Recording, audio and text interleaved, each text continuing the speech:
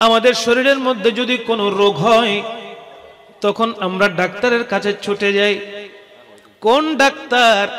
হাতুড়ে কোনো ডাক্তারের কাছে যাই না, এমন ডাক্তারের কাছে যায় যারা FCPS করেছে। কথা বলেন ঠিক না?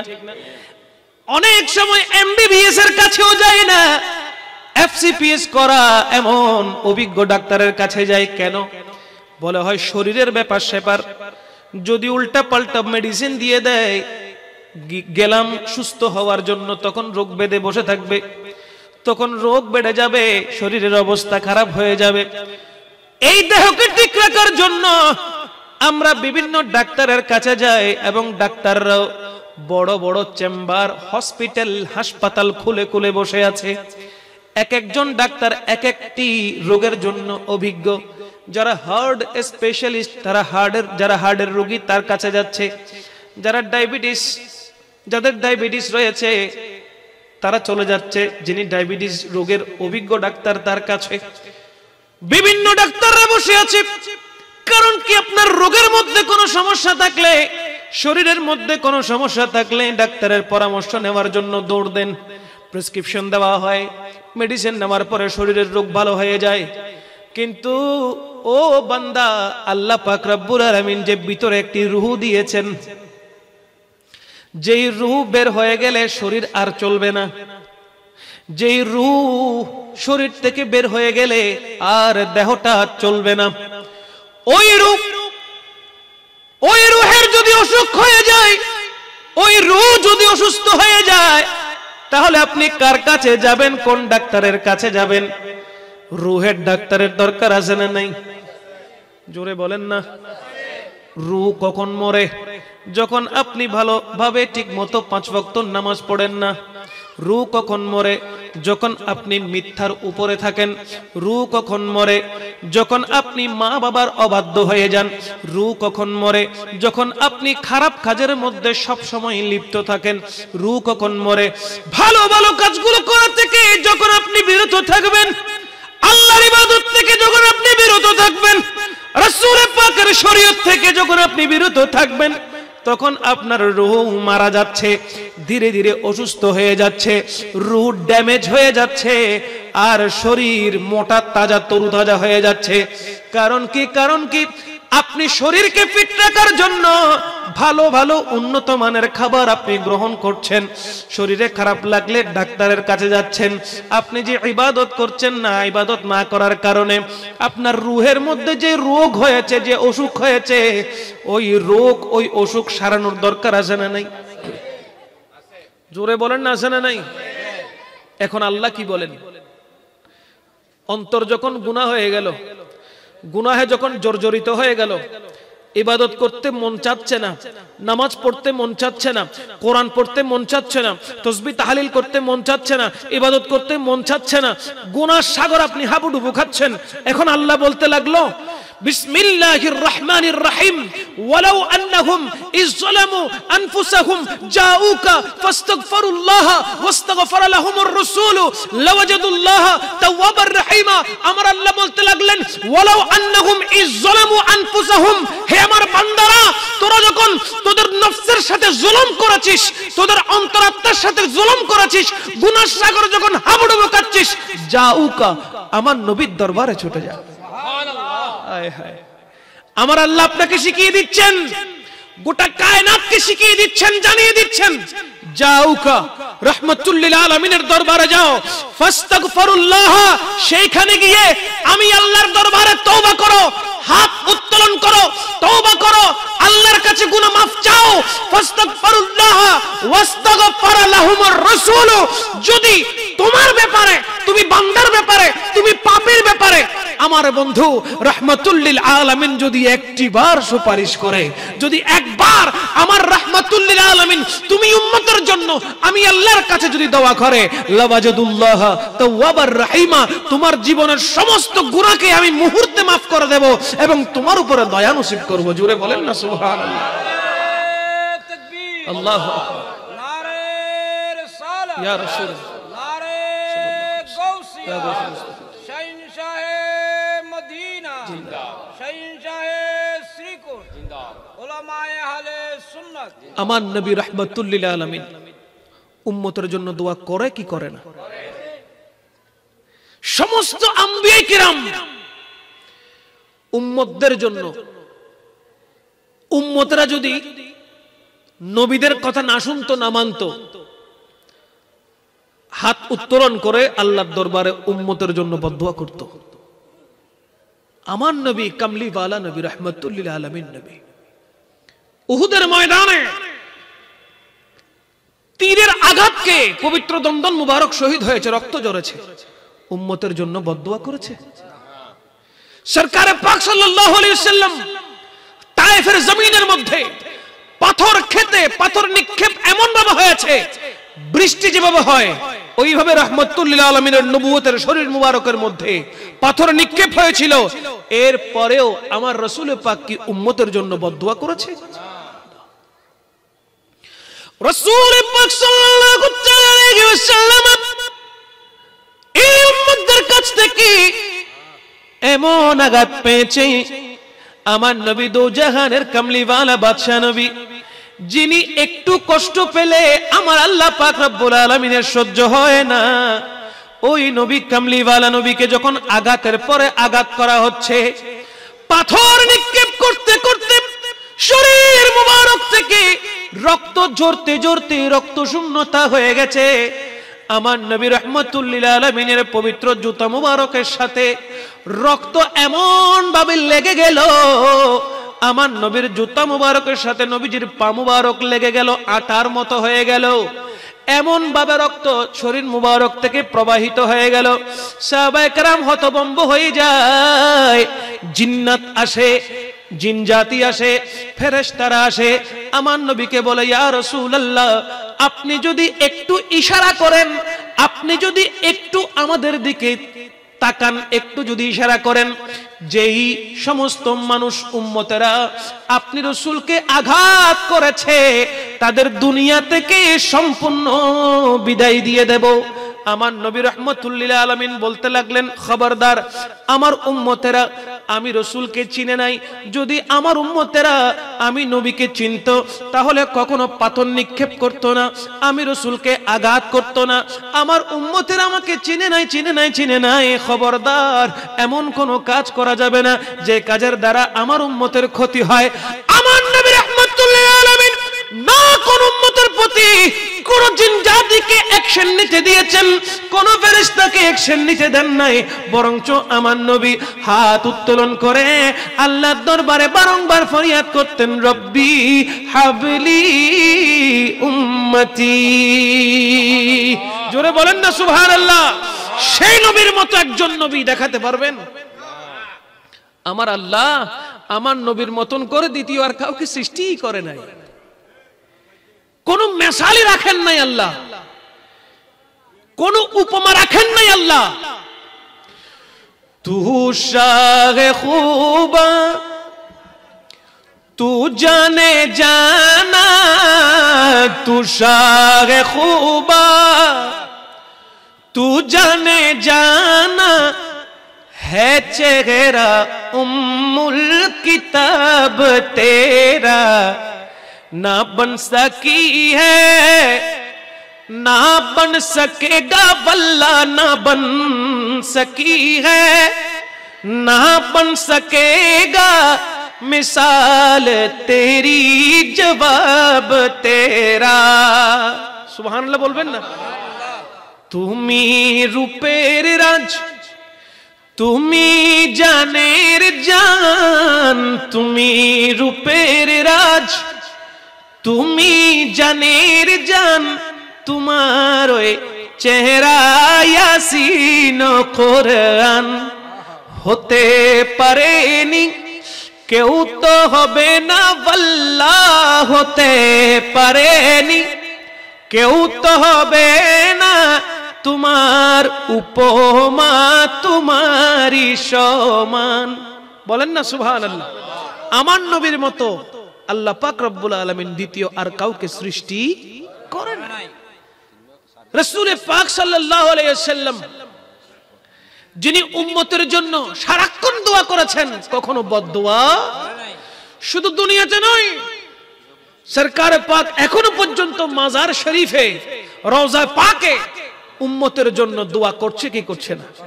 কাল হাসরের ময়দানে এই উম্মতকে জাহান্নাম থেকে বাঁচানোর জন্য আমার নবী দো জাহানের কামলিওয়ালা বাদশা নবী আল্লাহর দরবারে আল্লাহর কুদরতি কদমে সিজদায় পড়বেন, শুধু বলবেন আল্লাহ আমার উম্মতদেরকে আমি রাসূলকে দিয়ে দাও। সেই নবী রাহমাতুল লিল আলামিনের সুন্নাহ আমাদের পালন করার দরকার আছে না নাই? নবীর শরীয়ত মতো চলার দরকার আছে না নাই? নবীর সুপারিশ পেতে হলে, আমার নবী রাহমাতুল লিল আলামিনের সুপারিশ পেতে হলে রাসূল পাক সাল্লাল্লাহু আলাইহি ওয়াসাল্লামকে নিজের প্রাণের চাইতে জানের চাইতে বেশি মুহাব্বত করতে হবে কি হবে না? আমার নবীকে মুহাব্বত করতে পারলে মুক্তি আছে, আর আমার নবীকে মুহাব্বত না করলে কোনো মুক্তি নেই। আবার অনেকে এমনও আছে নাটকবাজি করে নবীজিকে মুহাব্বত করে বলে, মূলত এটা নাটকবাজি। মূলত এটা কি? নাটকবাজি।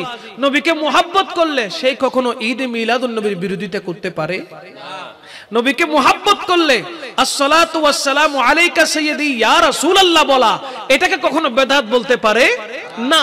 নবীকে মুহাব্বত করলে মিলাদ কিয়ামকে কখনো বেদাত বলতে পারে না। নবীকে মুহাব্বত করলে রাসূলুল্লাহ সাল্লাল্লাহু আলাইহি ওয়াসাল্লামের শান ও আজমত যখন বয়ান হবে, রাসূল পাকের নাম মোবারক যখন উচ্চারণ হবে, মুহাম্মদ শব্দটি উচ্চারণ হওয়ার সাথে সাথে ঠোঁটের মধ্যে চুমু খেয়ে এই বৃদ্ধাঙ্গুল দুইটি চোখে মালিশ করাটাকে বেদাত বলতে পারবে না। যারা বলে মুহাব্বত করি আর এই সমস্ত নেক কাজ থেকে যারা দূরে থাকে মনে করবেন তারা নাটকবাজ। কথা বলেন ঠিক কিনা? তারা কি বাজ? নাটকবাজ, নাটক করছে।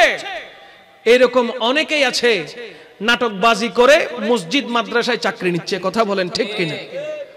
বিভিন্ন সুন্নি প্রতিষ্ঠানে চাকরি নিচ্ছে, অথচ যদি তার আগাগোড়া যদি আপনি খেয়াল করেন, হিসাব করেন, দেখবেন ওয়াহাবি মাদ্রাসায় পড়াশোনা করছে।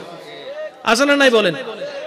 ওয়াহাবি জামাতি মাদ্রাসায় পড়াশোনা করছে, কিন্তু শুধু মসজিদে চাকরি করার জন্য, মাদ্রাসায় চাকরি করার জন্য, টাকার বোঁদা হাতে নেওয়ার জন্য নিজের হুলিয়া পরিবর্তন করে, চেঞ্জ করে বিভিন্ন জায়গায় নকল সার্টিফিকেট দিয়ে মাদ্রাসার চাকরি নেই। কথা বলেন ঠিক কিনা?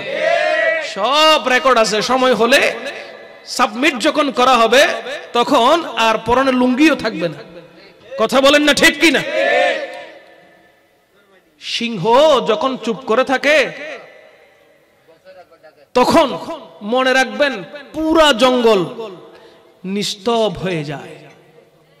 একবার যদি ঘুমন্ত বাঘ জেগে উঠে সেটাকে আর ঘুমানো সম্ভব না। তাই যেখানে সেখানে যা তা যত্রতত্র বলার কোনো সুযোগ, লিমিট আছে। লিমিট ক্রস করলে তখন অবস্থা খারাপ হয়ে যাবে। কথা বলেন ঠিক কিনা? লিমিট ক্রসের কোনো সুযোগ নাই। আর আল্লাহ পাক রব্বুল আলামিন যারা অতিরঞ্জিত করে তাদের পক্ষে কখনো থাকে না, তাদেরকে কোনো সাহায্য সহযোগিতা করে না, কারণ আল্লাহ অতিরঞ্জিত পছন্দই করে না। আল্লাহ পাক রব্বুল আলামিন আমাদেরকে নবী প্রেমিক হিসেবে কবুল করুক।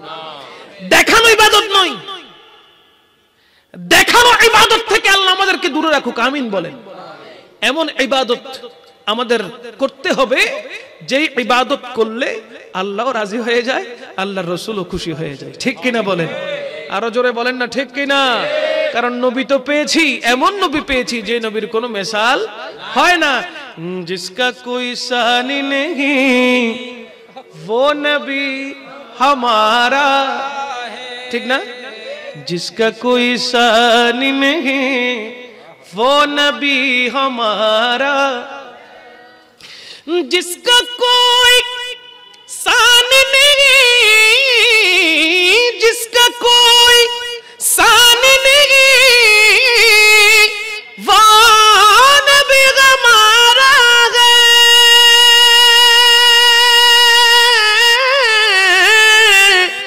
जिसका कोई सानी नहीं वो नबी हमारा है। मुस्तफा की अजमत का, मेरे आका की अजमत का हद है ना किनारा है। मुस्तफा की عظمت کا حد ہے نہ کنارہ ہے یا رسول اللہ یا حبیب اللہ یا رسول اللہ یا محبت پڑھیں یا رسول اللہ یا حبیب اللہ یا رسول اللہ یا حبیب اللہ مصطفیٰ کی عظمت کا حد ہے نہ کنارہ ہے حد ہے نہ کنارہ ہے زور پر ہو طوفان بھی ڈگمگائے نैاں بھی زور پر ہو طوفان بھی ڈگمگائے نیاں بھی بھائی زور پر ہو طوفان بھی زور پر ہو طوفان بھی ڈگمگائے نیاں بھی زور پر ہو طوفان بھی ڈگمگائے نیاں بھی آپ جب کرم کر دے یا رسول اللہ آپ جب کرم کر دے تو سامنے کنارہ ہے سامنے کنارہ ہے پڑھیے جس کا کوئی ثانی نہیں وہ نبی ہمارا ہاں وہ نبی ہمارا ہے مصطفیٰ کی عظمت کا حد ہے نہ کنارہ ہے اللہم صلی علی سیدنا مولانا محمد وعلی آلہ سیدنا আমার নবী চাইলে আমার নবীর নাম মুবারকের ওসিলায় সমস্ত আম্বিয়া কেরামের তওবা কবুল হয়ে যায় আমার নবী চাইলে আম্বিয়া কেরামের তওবা কি হয়ে যায় কবুল হয়ে যায় হযরতে বাবা আদম আলাইহিস সালাম যিনি আমাদের আদি পিতা যিনি আমাদের সর্বপ্রথম নবী সর্বপ্রথম নাম কি হযরতে বলেন না হযরতে আদম আলাইহিস সালাম যিনি সর্বপ্রথম নবী শেষ নবীর নাম কি হযরতে মুহাম্মদুর রাসূলুল্লাহ সাল্লাল্লাহু আলাইহি ওয়াসাল্লাম হযরতে আদম আলাইহিস সালাতু ওয়াস সালাম কে আল্লাহ পাক কেন সৃষ্টি করলেন কোরআন বলছে বিসমিল্লাহির রহমানির রহিম ইন্নী জাইলুন ফিল আরদি খলিফা আল্লাহ পাক রব্বুল আলামিন আদম আলাইহিস সালাতু ওয়াস সালাম কে খলিফা হিসেবে নিযুক্ত করে যখন দুনিয়ায় প্রেরণ করলেন হযরতে বাবা আদম আলাইহিস সালাম তিনি জান্নাতে থাকা অবস্থায় গুন্দম ফল আল্লাহ নিষেধ করেছেন এরপরেও তিনি মা হাওয়া আলাইহিস সালামের পাল্লায় পড়ে যে গুন্দম ফল তিনি গ্রহণ করেছেন ওই গুন্দম ফল খাওয়ার কারণে জান্নাতের পরিবেশ নষ্ট হওয়ার কারণে আমার আল্লাহ পাক রব্বুল আলামিন হযরতে বাবা আদম আলাইহিস সালামকে দুনিয়ার মধ্যে পাঠিয়ে দিয়েছেন বাবা আদম আলাইহিস সালাম 300 থেকে 350 বছর ওনার চক্ষু মুবারক মাথা মুবারক জমিনের দিকে ছিল উপরের দিকে তাকান নাই কেন তিনি লজ্জিত ছিলেন আল্লাহর দরবারে তিনি বারংবার তওবা করতে লাগলেন দীর্ঘ 350 বছর পার হয়ে গেল তওবা কিন্তু আল্লাহর দরবারে এখনো কবুল হয় নাই তখন হযরতে বাবা আদম আলাইহিস সালাতু ওয়াস সালাম 350 বছর পরে ওনার মনে পড়া মানে আল্লাহ পাক রব্বুল আলামিন বাবা আদম আলাইহিস সালামকে মনে করিয়ে দিলেন হযরতে আদম আলাইহিস সালাম হাত উত্তোলন করলো আল্লাহ পাক রব্বুল আলামিনের দরবারে হাত উত্তোলন করে দোয়া করা শুরু করলো রব্বানা যালামনা আনফুসানা ওয়া ইল্লাম তাগফির লানা ওয়া তারহামনা লানাকুনান্না মিনাল খাসিরিন। এই দোয়ার ভিতরে আমার আদম আলাইহিস সালাম অ্যাড করে দিলেন আসআলুকা বিহাক্কি মুহাম্মাদিন আন তাগফির লি। হযরতে বাবা আদম আলাইহিস সালাম আল্লাহর দরবারে যখন ফরিয়াদ করলেন, আল্লাহকে বলতে লাগলেন, ওগো পরওয়ারদিগারে আলম, আমি আমার আত্মার উপরে জুলুম করেছি। ওগো আল্লাহ, আপনার হাবিব রহমতুল লিল আলামিন সরকারে পাক সাল্লাল্লাহু আলাইহি ওয়াসাল্লামের ওই পবিত্র নাম মুবারকের ওসিলায় আল্লাহ তুমি আমার তওবাকে কবুল করে নাও, আমার গুনাহকে তুমি মাফ করে দাও। বলেন সুবহান। 300 থেকে 350 বছর পর বাবা আদম আলাইহিস সালাম দোয়া করলেন আসআলুকা বিহাক্কি মুহাম্মাদিন আন তাগফির লি। দোয়া করলেন যে রাসূল পাক সাল্লাল্লাহু আলাইহি সাল্লামের নামের বদলায়, নামের ওসিলায় আল্লাহ তুমি আমাকে ক্ষমা করো, মাফ করে দাও। আল্লাহ পাক রব্বুল আলামিন সাথে সাথে বাবা আদম আলাইহিস সালামের দোয়াকে কবুল করে নিয়েছেন, তওবাকে কবুল করে নিয়েছেন, মাফ করে দিয়েছেন। আল্লাহ পাক রব্বুল আলামিন আদম আলাইহিস সালাতু ওয়াস সালামের সাথে কথা বলা শুরু করেছেন। বলেন না সুবহানাল্লাহ। 300 থেকে 350 বছর পর আল্লাহ জিজ্ঞেস করছেন, তুমি এই নামটা পেয়েছো কোথায়? বলে, আল্লাহ, আমি যখন জান্নাতে ছিলাম, আপনি আমাকে যখন জান্নাতে রেখেছিলেন, তখন আমি জান্নাতের প্রত্যেকটি স্থানে আপনার নামের পাশাপাশি আপনার হাবিবের পবিত্র নাম আমি দেখতে পেয়েছি। আমি বুঝতে পারলাম যে পরওয়ারদিগারে আলম আপনার নামের পাশে যার নাম শোভা পাচ্ছে, নিশ্চয়ই আপনি তাকে কত বেশি মহব্বত করেন। এজন্য আমি আপনার হাবিব রহমতুল লিল আলামিনের নাম মুবারক নিয়ে আপনার দরবারে তওবা করেছি, যাতে আপনি আমার তওবা সাথে সাথে কবুল করতে পারেন। আল্লাহ পাক দোয়া কবুল করেছেন আমার নবীর নামের ওসিলায়। আল্লাহ পাক দোয়া কবুল করেছেন আমার নবীর নামের ওসিলায়। তার মানে রাসূল পাক সাল্লাল্লাহু আলাইহি ওয়াসাল্লামের নাম মুবারকের ওসিলাতে দোয়া কবুল হয়ে যায়, তওবা কবুল হয়ে যায়। জাহান্নামী থাকলে তার ঠিকানা জান্নাত হয়ে যায়। ঠিক কিনা বলেন? যিনি মদিনাতুল মুনাব্বারায় আরাম ফরমাচ্ছেন, তিনি আমাদের জানের জান, প্রাণের প্রাণ। ঠিক কিনা? মদিনা আমার জান, মদিনা আমার প্রাণ, মদিনাতে আছে আমার জানের জান। পড়েন মদিনা জানের জান। ও গো মদিনা আমায় ডাকো না, ও গো মদিনা আমায় ডাকো না। তোমায় দেখার তরে আমার মন হলো আনচান, তোমায় দেখার তরে আমার মন হলো আনচান। মদিনা, মাশাআল্লাহ, মদিনা আমার প্রাণ, মদিনাতে আছে আমার জানের জান, মদিনাতে আছে আমার।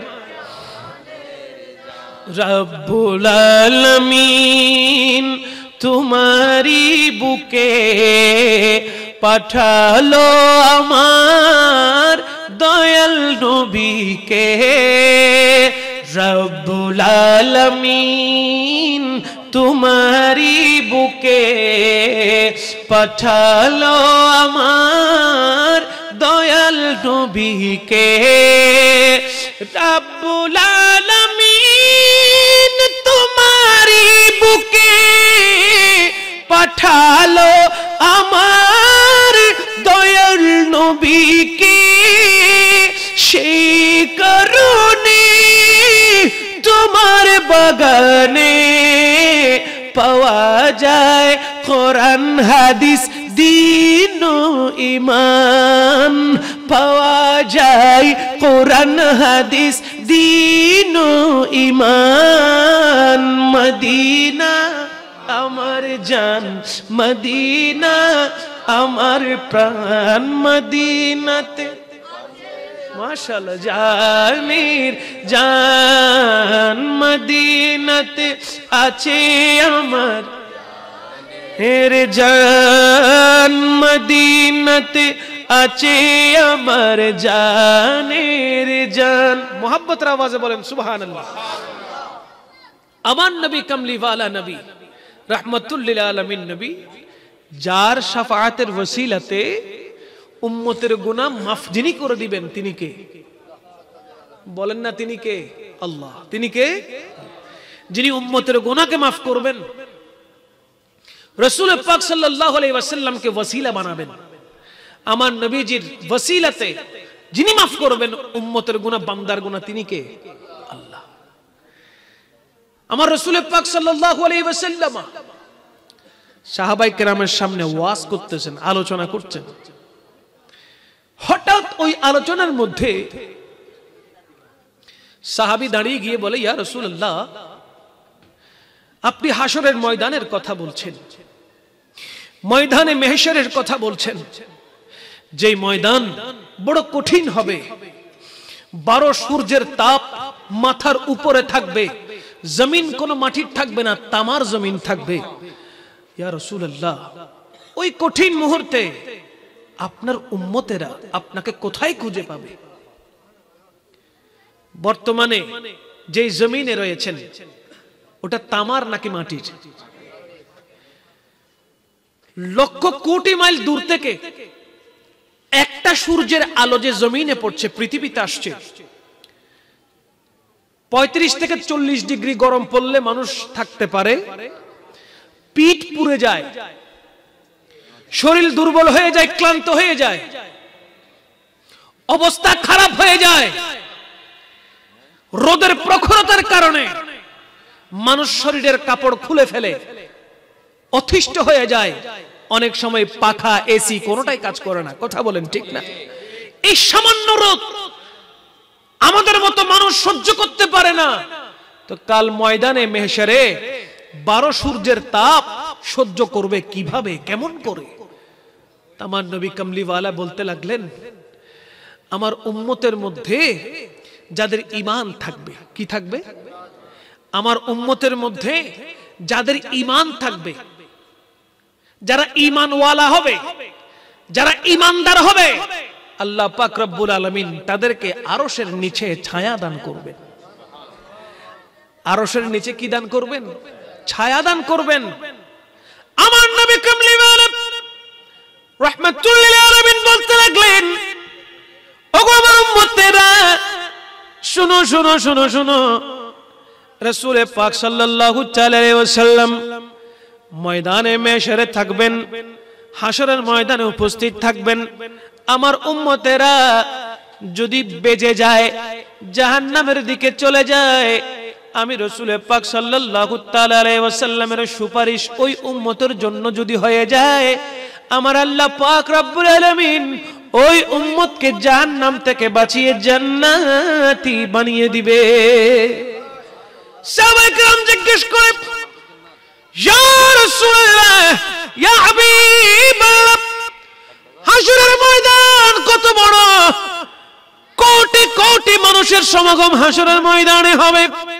ইয়া রাসূলুল্লাহ, আপনাকে আমরা কোন কোন জায়গায় খুঁজবো, কোথায় খুঁজবো, কিভাবে পাবো? কামলিওয়ালা নবী বলতে লাগলেন, শুনো শুনো, আমি রাসূলকে তোমরা হাউজে কাউসারের পাড়ে পেয়ে যাবে। সুবহানাল্লাহ বলবেন না? আমার আল্লাহ পাক রব্বুল আলামিন আমাকে কাউসারের মালিক বানিয়েছেন।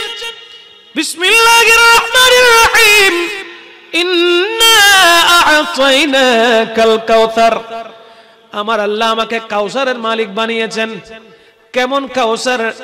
যে কাউসারের পানি দুধের চাইতে সাদা, মধুর চাইতে মিষ্টি, বরফের চাইতে ঠান্ডা। ওই পানি, ওই অমীয় পানি যে উম্মত একবার পান করবে, জীবনের মধ্যে তার আর কোনো পানির পিপাসা লাগবে না। রমজানুল মুবারক আসলে যখন পানির পিপাসায় বুকের ছাতি ফেটে যায়, ইফতারের পূর্ব মুহূর্তে আমরা বিভিন্ন খাবার উপড়ৌকন নিয়ে বসি, শরবতের আইটেম থাকে, ঠান্ডা পানি থাকে। কথা বলেন ঠিক কিনা? প্রত্যেক রোজাদারের টার্গেট থাকে প্রথমে খাবার নয়, শরবতের দিকে, ঠান্ডা পানির দিকে। কেন? সারাদিন যখন উপোস করেছেন, সারাদিন যখন উপোস রয়েছেন, তখন ওই পানাহার না করার কারণে, পানি পান না করার কারণে, উপোস থাকার কারণে আপনার বুকের ছাতি শুকিয়ে গেছে, ঠোঁট শুকিয়ে গেছে, জিহ্বা শুকিয়ে গেছে, কণ্ঠনালী শুকিয়ে গেছে। যখন আপনি ইফতারের জন্য রেডি হন, তৈরি হন, বিসমিল্লাহ বলে যখন পানি পান করেন, যখন আপনি রোজা খোলেন, সাথে সাথে মনে হয় যেন আপনার শরীরের মধ্যে প্রাণের সঞ্চালন চলে এসেছে। কথা বলেন ঠিক কিনা? এক একজন কয়েক লিটার পানি পান করে ফেলে, কয়েক লিটার শরবত পান করে ফেলে, কয়েক লিটার পানি পান করে ফেলে, পেট ভরে রু ভরে পানি পান করার পর, শরবত পান করার পরে বলে কি আর ইফতার করতে মন চায় না, এখন একটু রেস্ট নিতে চাই, বলে না? কারণ কি? পুরো শরীরটা তখন ক্লান্ত হয়ে যায় পানি বেশি পান করার কারণে। পুরো শরীর শুকিয়ে গেছে। পানি যখন প্রবাহিত হয়, পানি যখন প্রবেশ করে, সাথে সাথে রুহের মধ্যে সঞ্চালন সৃষ্টি হয়ে যায়। কথা বলেন ঠিক কিনা? তামান নবী, কামলিওয়ালা নবী, রাহমাতুল লিল আলামিন নবী বলতে লাগলেন, কাল হাসরের ময়দানে 12 সূর্যের তাপ যখন আমার উম্মতের উপরে পড়বে, ওই গরমের কারণে আমার উম্মতের অবস্থা যখন খারাপ হয়ে যাবে, ওগো উম্মতেরা, তোমাদেরকে নরমাল কোনো পানি নয়, হাউজে কাউসারের পানি পান করার জন্য আমি রাসূল কাউসারের পেয়ালা হাতে নিয়ে কাউসারের পাড়ে দাঁড়িয়ে থাকবো। জোরে বলেন না সুবহানাল্লাহ। হাউজে কাউসারের পানি আমরা পান করতে চাই কি চাই না? আমাদের নসিবে তখন ধরবে যখন আমার নবী, যিনি কাউসারের মালিক, উনি আপনার আমার প্রতি রাজি থাকবে। কথা বলেন ঠিক কিনা? যদি হাউজে কাউসারের মালিক যিনি, তিনি যদি রাজি না থাকেন, হাউজে কাউসার কি পাবেন? সুযোগ আছে? কোনো সুযোগ নাই। আগে আপনার প্রতি রাহমাতুল লিল আলামিন রাজি হতে হবে, আগে আপনার প্রতি রাহমাতুল লিল আলামিনের দয়ার দৃষ্টি, রহমতের দৃষ্টি পড়তে হবে, তখন আপনি হাউজে কাউসার আমার নবীর পক্ষ থেকে পেয়ে যাবেন। আমার নবী কামলিওয়ালা নবী হাউজে কাউসারের পানি নিয়ে উম্মতের জন্য অপেক্ষা করবে। সাহাবায়ে কেরাম জিজ্ঞেস করে, ইয়া রাসূলুল্লাহ, যদি আপনাকে হাউজে কাউসারের পারে না পাই তখন কোথায় পাবো? আমার নবী বলতে লাগলেন, যদি হাউজে কাউসারের পারে আমাকে না পাও, তাহলে পুলসিরাতের পারে পাবে। জোরে বলেন না সুবহানাল্লাহ। কোথায় পাবে? পুলসিরাতের পারে। ওই পুলসিরাতের পাড়টা কেমন? ওই পুলসিরাতের পুলটা কেমন? যেটা চুলের চাইতে চিকন, খুরের চাইতে ধারালো।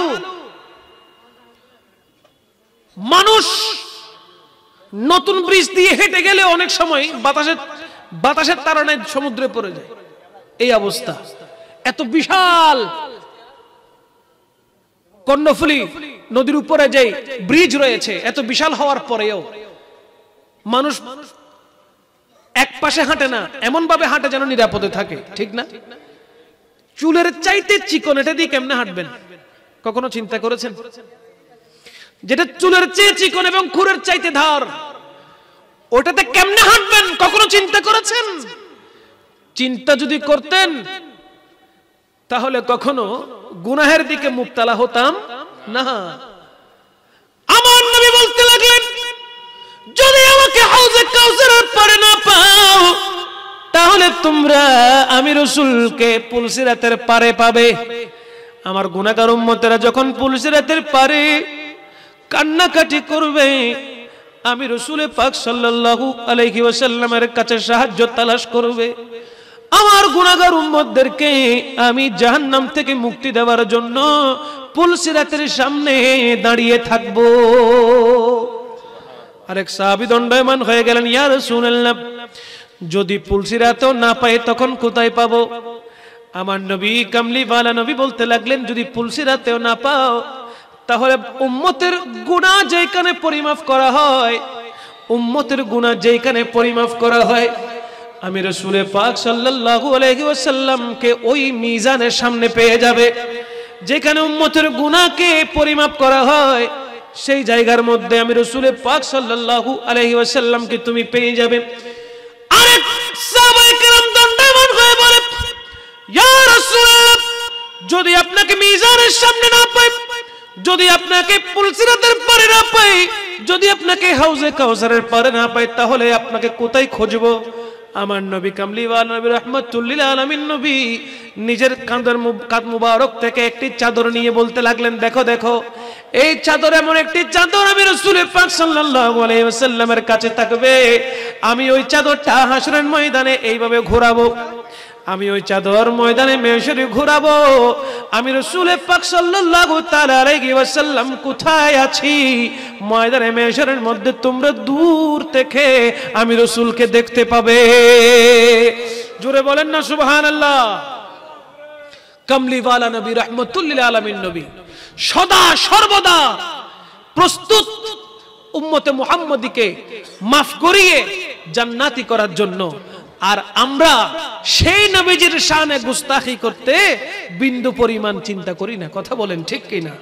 তাই আমাদের উচিত হবে রাসূল পাক সাল্লাল্লাহু আলাইহি ওয়াসাল্লামের শান ও আজমতের উপরে সব সময় নিজেকে নিয়োজিত রাখা।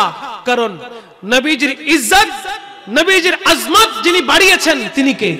আল্লাহ। আল্লাহ পাক রব্বুল আলামিন কোরআনুল কারীমে ইরশাদ করছেন, বিসমিল্লাহির রহমানির রহিম, ওয়া রাফা'না লাকা যিকরাক। আমার নবীর শান ও আজমত, ওয়া রাফা'না লাকা যিকরাক, আমার নবীর স্মরণকে, আমার নবীর জিকিরকে আল্লাহ পাক রব্বুল আলামিন বুলন্দ করেছেন, উঁচু করেছেন।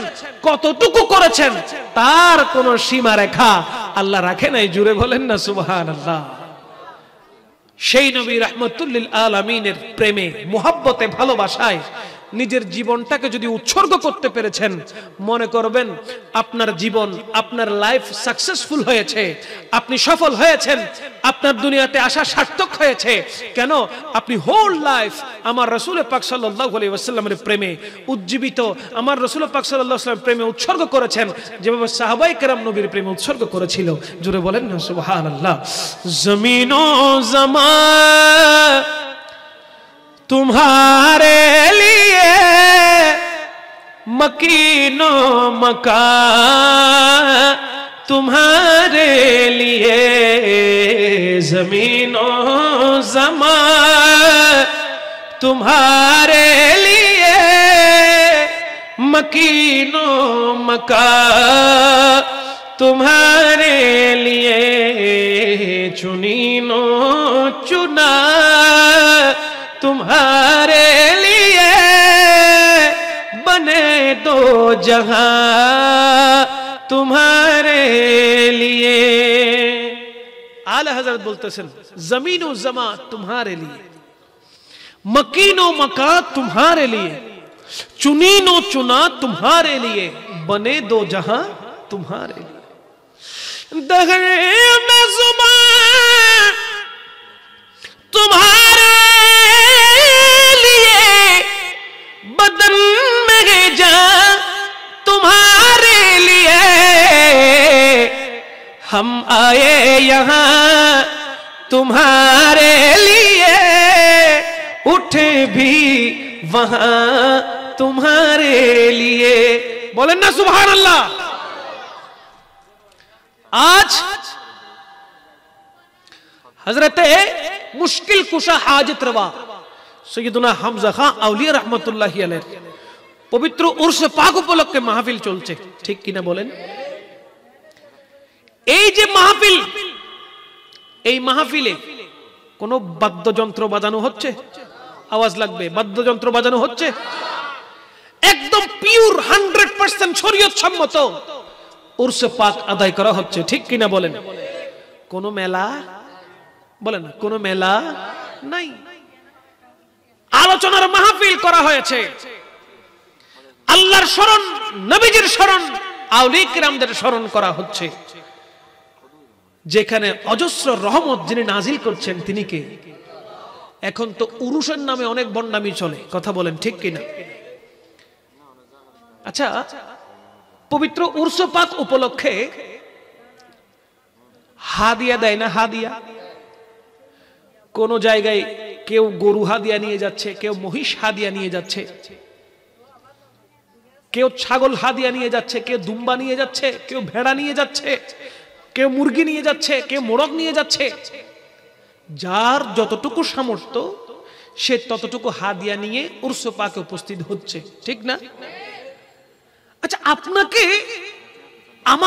আমাদেরকে কেউ যদি কোনো কিছু গিফট করে, হতে পারে সেটা একটা মোবাইল, হতে পারে সেটা একটা ল্যাপটপ, হতে পারে সেটা একটা কলম, যে কোনো কিছু যদি গিফট করে দেয় আপনাকে, সেটা কি ছুঁড়ে মেরে দেয় নাকি একদম সুন্দর করে প্যাকেট করে আপনার কাছে নিয়ে আসে? সুন্দর যত্ন করে প্যাকেট করে আপনার কাছে আনে না? আনে। এমন এমন উরুস শরীফে, আল্লাহর মকবুল ওলিদের উরসে পাকে যে হাদিয়াগুলোকে নির্ধারণ করা হয়, যে চতুষ্পদ জন্তুগুলোকে নির্ধারণ করা হয়, তাদের সাথে এত বেশি চরম পর্যায়ে অমানবিক আচরণ করা হয়, যতটুকু আমি শুনেছি এবং অনেক সময় আমি নিজে দেখেছি, যে ওই সমস্ত চতুষ্পদ জন্তুদেরকে লাঠি দিয়ে, লাঠির মাধ্যমে সামনে পেরেক রাখা হয় এবং এত জোরে জোরে গোথা দেওয়া হয়, এত জোরে জোরে আঘাত করা হয়, ওই আঘাতে ব্যথায় যন্ত্রণায় কাতরাতে গিয়ে ওই চতুষ্পদ জন্তুর চোখ দিয়ে পানি পড়ে এবং দৌড়াদৌড়ি লাফালাফি করে, এবং ওই লাফালাফি যারা নিয়ে যাচ্ছে ওই হাদিয়া, তারা আনন্দ উপভোগ করে। জুড়ে বলেন না নাউজুবিল্লাহ। কোন প্রাণীকে আঘাত দেওয়া, কষ্ট দেওয়া, এটা কি শরীয়ত সম্মত? গেল। অনেকেই এমনও আছে ওই চতুষ্পদ জন্তুকে মদ্যপান করিয়ে দেয় এবং ওই চতুষ্পদ জন্তুর সামনে আতশবাজি ফোটানো হয়, এমন কষ্ট দিয়ে ওই চতুষ্পদ জন্তুকে নিয়ে যাওয়া হয়, মনে হয় যেন এটা কোন উরসে পাক আদায় করা হচ্ছে না, আমোদ ফুর্তিতে তারা মেতে ওঠে। জুড়ে বলেন না নাউজুবিল্লাহ। আজ হযরত সাইয়্যিদুনা হামজা হাউলি রাহমাতুল্লাহি আলাইহির যে উরসে পাক আদায় করা হচ্ছে, কত সুন্দরভাবে শরীয়ত সম্মতভাবে আদায় করা হচ্ছে। কথা বলেন ঠিক কিনা? যারা পবিত্র উরস পাক পালন করি, আদায় করি, আমাদের সবার উচিত হবে আল্লাহর মকবুল ওলির উরস পাকে যখন আমরা যাব, বা আদব, মোহাব্বত, ভক্তি এবং ইখলাস নিয়ে যাব। এমন কোন কাজ আমরা করব না যে কাজের দ্বারা আল্লাহ নারাজ হয়ে যায়, যে কাজের দ্বারা মকবুল ওলিরা নারাজ হয়ে যায়। কারণ আমাদের কৃতকর্মের কারণে যদি আল্লাহর পক্ষ থেকে রহমত আসা বন্ধ হয়ে যায়, ওই রহমত দ্বিতীয়বার নিতে বড় কষ্টকর হয়ে যাবে। কথা বলেন ঠিক কিনা? নিজের কাজ আদব করা, নিজের কাজ হলো ইখলাসের সাথে, ভালোবাসার সাথে, ভক্তির সাথে ওই হাদিয়া নিয়ে আল্লাহর মকবুল ওলির দরবারে উপস্থিত হয়ে যাওয়া। যে হাদিয়া নিয়ে যাওয়া হচ্ছে, ওই হাদিয়াকে পেরেক দিয়ে গুঁতো মেরে মেরে নয়, বরঞ্চ আদর করে করে নিয়ে যাওয়া। কথা বলেন ঠিক কিনা? সাবধান, উরুস মানে হট্টগোল নয়, উরুস মানে হইচই নয়, উরুস মানে মেলা নয়, উরুস মানে নারীতে পুরুষে অবৈধভাবে মেলামেশা নয়। উরুস এটা অনেক পবিত্র একটি জিনিস। কথা বলেন ঠিক না? আল্লাহর মকবুল ওলির সাথে আল্লাহর যেই তারিখে দিদার হয়েছে, সাক্ষাৎ হয়েছে, দেখা হয়েছে, আল্লাহর সাথে, আল্লাহর ওলির সাথে, বন্ধুর সাথে যে সময়ে দেখা হয়েছে, সাক্ষাৎ হয়েছে, ওই সময়টাকে, ওই তারিখটাকে কেন্দ্র করে ওই মকবুল ওলির উরুস পালন করা হয়। ঠিক কিনা বলেন? এই তারিখে আল্লাহর দরবারে তিনি পৌঁছেছেন। সুতরাং এই তারিখে যদি উরসে পাক আদায় করা হয়, নিশ্চয় নিশ্চয় এখান থেকে রহমত আল্লাহর পক্ষ থেকে আসতে পারে। কথা বলেন ঠিক না? অনেকেই মনে করে ওলি আউলিয়ার দরবারে কেন যাব? ওলির দরবারে যাওয়া শিরিক। আচ্ছা, আমরা আহলে সুন্নাত ওয়াল জামাতের অনুসারী যারা, তারা কখনো কোন মকবুল ওলিকে কি আল্লাহ মনে করেছে? কথা বলেন না। কোন মকবুল ওলিকে তারা আল্লাহ মনে করে নাই। সমস্ত মকবুল ওলিরা আল্লাহর বন্ধু মনে করে, আল্লাহর দোস্ত মনে করে। আমরা ওনাদের জিয়ারতে যাই। জিয়ারত মানে হলো সাক্ষাৎ করা। জিয়ারত মানে কি? সাক্ষাৎ করা। মাজার, যিনি শুয়ে আছেন সাহেবুল মাজার, ওনার ওখানে সুন্নি উলামায়ে কেরাম থেকে শুরু করে সমস্ত আশিকানে মুহিব্বান রাহমাতুল্লিল আলামিন সেখানে যায় একটাই কারণ, বলে মকবুল ওলির সাথে যেন সাক্ষাৎ হয়, জিয়ারত হয়। প্রত্যেক মুসলমান যাদের আত্মীয় স্বজন, মা বাবা, দাদা দাদি, নানা নানি, সন্তান দুনিয়া থেকে বিদায় নিয়েছেন, তাদের কবরে কি জিয়ারত করতে যান না? বলেন না যান না? জিয়ারত মানে কি? সাক্ষাৎ করা। জিয়ারত মানে কি? সাক্ষাৎ করা, দেখা করা। তা আমরাও আল্লাহর মকবুল ওলিদের ধারস্থ হই, জিয়ারা করি, সাক্ষাৎ করি। কেন? তিনি আল্লাহর স্পেশাল। বলেন না সুবহানাল্লাহ। তিনি আল্লাহর কি স্পেশাল একজন বান্দা। তিনি আল্লাহর মকবুল বান্দা হওয়ার কারণে আল্লাহ পাক রব্বুল আলামিন ওই মকবুল বান্দার উপর রাজি হওয়ার কারণে এখনো পর্যন্ত তিনি দুনিয়া থেকে পর্দা করেছেন। সেই কখন? এখনো পর্যন্ত ওনার উরুস জারি আছে না নাই? বলেন, কথা বলেন না, জারি আছে না নাই? হযরত সৈয়দনা হামজা খাঁ আউলিয়া রাহমাতুল্লাহি আলাইহি তিনি পর্দা করেছেন কত বছর আগে। এখনো পর্যন্ত সৈয়দনা হামজা খাঁ আউলিয়া রাহমাতুল্লাহি আলাইহির উরুস পালন হচ্ছে কি হচ্ছে না? 3 দিন ব্যাপী, 7 দিন ব্যাপী উরুস চলতেছে, মাহফিল চলতেছে। একটু চিন্তা করে দেখেন, আমার পর্দাদার নামও আমার মনে নাই। আমার পর্দাদার নাম মনে নাই, অথচ আমি ওনাদের আওলাদ, বংশধর। আমার পর্দাদার, আমার 14 পুরুষের নাম আমার মনে নাই। কিন্তু আল্লাহর মকবুল ওলিদের উরসে পাক দেখবেন, কোন কোন মকবুল ওলি 500 বছর আগে দুনিয়া থেকে পর্দা করেছেন, 600 বছর আগে পর্দা করেছেন, 700 বছর আগে পর্দা করেছেন, 300 বছর আগে পর্দা করেছেন। ওনার কোন আওলাদ রেখে যান নাই, কিন্তু ওনার স্মরণ প্রত্যেক বছর করা হচ্ছে কি হচ্ছে না? মনে রাখবেন, যারা আল্লাহর মকবুল হয়ে যায় তাদের স্মরণ আল্লাহর পক্ষ থেকে দুনিয়াতে জারি থাকে। হযরত সৈয়দনা হামজা খাঁ আউলিয়া রাহমাতুল্লাহি আলাইহির যে উরুসে পাক আদায় করা হচ্ছে, ওনার কোন আওলাদে পাক উরুস এখানে এসে করতেছেন না। কোন ওনার আওলাদে পাক উরুস এখানে এসে পালন করছে না। উনি কোন খলিফাও রেখে যান নাই, ওনার কোন মুরিদ এখানে নাই, কিন্তু ভক্ত আছে, আশেক আছে। ঠিক কিনা বলেন? ওনার ভক্ত আছে, ওনার আশেক আছে। ওনার ভক্তরা, ওনার আশেকরা মিলে প্রত্যেক বছর শানদার ভাবে পবিত্র উরস শরীফ আদায় করে। কথা বলেন ঠিক কিনা? গোটা এই হামজার বাগ, এই যে হামজার বাগ শব্দটি রাখা হয়েছে ওনার নাম থেকে।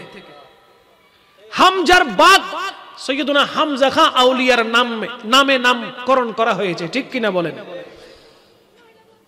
উনি এমন এক আল্লাহর মকবুল ওলি, যার পদচারণায় গোটা এলাকাটা পবিত্র হয়েছে, দিন ধর্মের প্রচার এবং প্রসার হয়েছে। আল্লাহর মকবুল ওলিদের হানাকা থেকে দিন ধর্মের প্রচার শুরু। আল্লাহর মকবুল ওলিদের হানাকা থেকে দিন ধর্মের প্রচার শুরু। যতটুকু আমি হিস্ট্রি জানি, অত্র এলাকার মধ্যে হিন্দু ধর্মের বসতি ছিল। ঠিক কিনা বলেন? কথা বলেন না ঠিক কিনা? অত্র এলাকার মধ্যে হিন্দু ধর্মে অবলম্বী তাদের অবস্থান ছিল এখানে।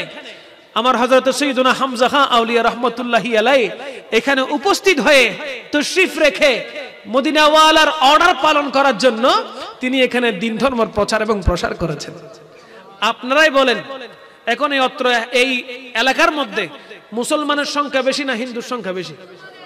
মুসলমানের, কোন বিধর্মীর সংখ্যা তেমন নেই। ইসলাম দিন ধর্মকে তিনি এখানে এসে জিন্দা করেছেন। জুড়ে বলেন না সুবহানাল্লাহ। আল্লাহর মকবুল ওলিগণ যেখানে গিয়েছেন সেখানে দিন ধর্মের খেদমত হয়েছে। আল্লাহর মকবুল ওলিগণ যেখানে অবস্থান করেন সেখানে আল্লাহর পক্ষ থেকে রহমত নাজিল হয়। কথা বলেন ঠিক কিনা?